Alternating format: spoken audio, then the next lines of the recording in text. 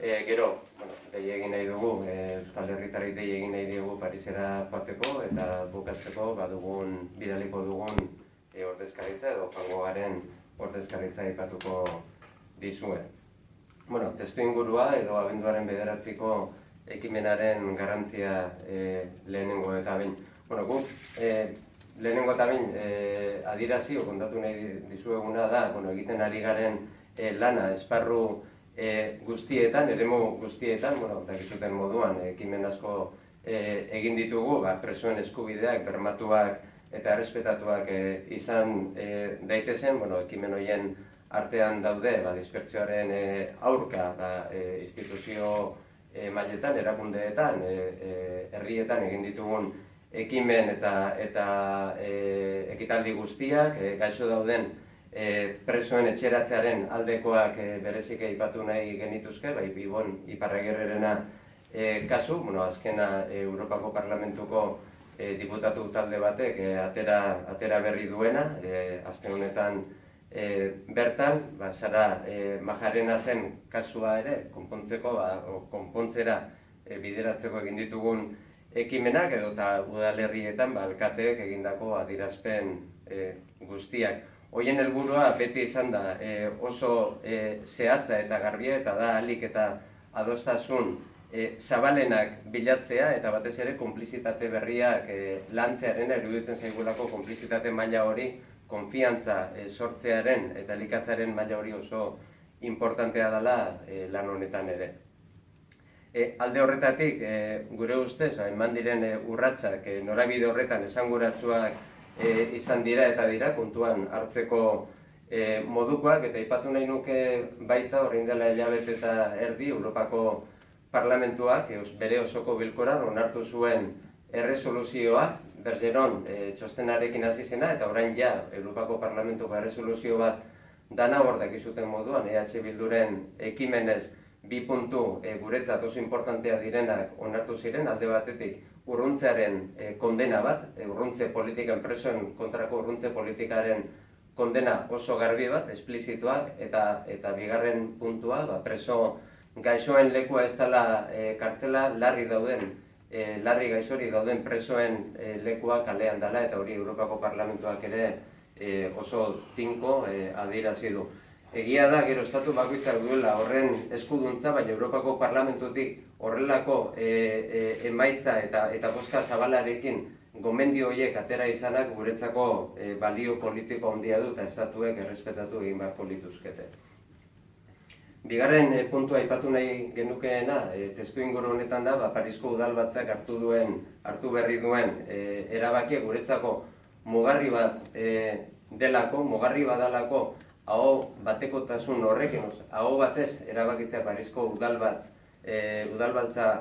osoak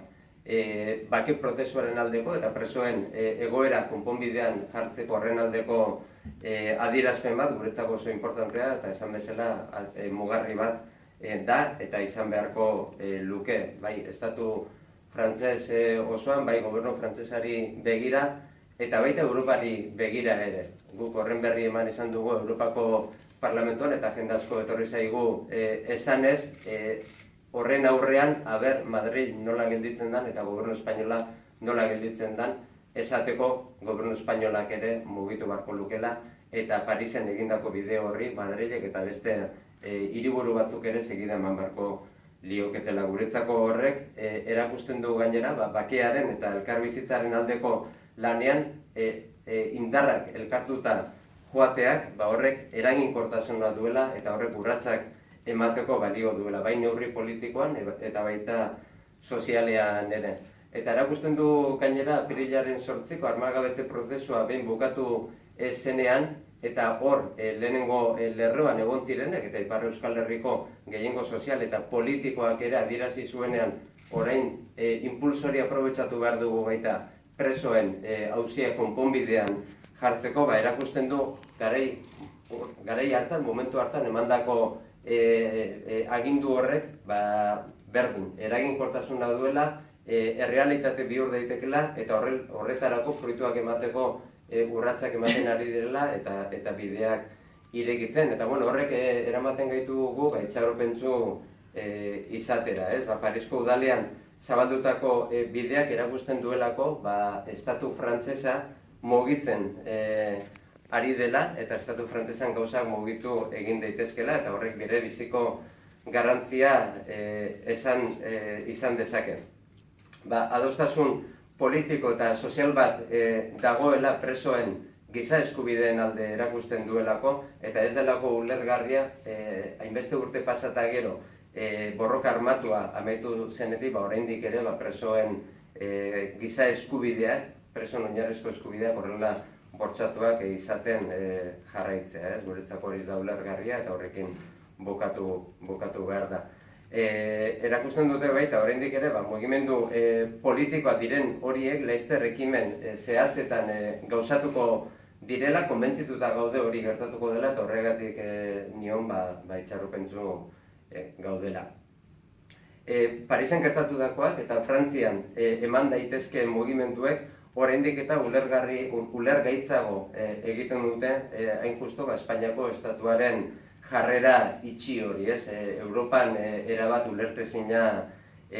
dela, eta nabarmen ikusten da bai Europako Parlamentuan, bai Europar Batasuneko beste esparru batzuetan ere zein punturaino ari den bakarrik gelditzen estatu espainola eta egungo gobernu espainola. Oraindik behar bada ez da biztaratu hori, baina oso garbi ikusten da jendearekin hitz eginez, Europako Parlamentuan talde politiko ezberdinetako jendearekin, diputatuekin hitz eginez zein punturaino ari den hori gertatzen, eta zein punturaino dagoen sensazio hori Espainiako estatua bakarrik geratzen ari dela giza eskubideen urraketa horretan, eta nazioarteari begira horrek sekulako garrantzia du. Bai, aurreko aste honetan bertan, Ipar Euskal Herriko ordezkaritza jundenean eta bildu denean 5 talde politiko ezberdinetako ordezkariekin oso nabarmen ikusi da jendeak, Europar diputatuek nola hartu duten, zein ondo hartu duten Ipar Euskal Herrian dagoen mugimendu hori, estatu frantsesean ikusten den mugimendu hori, eta zein ulergaitza egiten zaien gobernu espainolaren itxiera hori, gobernu espainolak mugitu nahi ez izan horri. Hori estatu espainolera ez dakigu noiz trasladatuko den, bai badakigu publikoak ez diren adierazpenetan eta harremanetan hori islatzen hasi dela poliki-poliki, baina iruditzen zaigu eta uste dugu hori estatu espainolara ere iritsiko dela, eta guk bide horretan jarraituko dugu lanean, lehen aipatu dudan bezala, adostasun zabalak eta elkarlan hori bultatzen. Hemen azkenean giza eskubideetaz ari gara presoen kontuan ere, eta iruditzen zaigu hori dela bidea, eta estatu frantsesean eta Ipar Euskal Herrian berezik hasitako bide horrek emaitzak izateaz gain bidea markatzen duela. Bigarren puntua aipatu nahi genuena da Parisera joateko deia, esan bezala presoen eskubideak bermatzearen alde izan diren mugimenduak eskertzeko, eta batez ere lan horretan sakontzea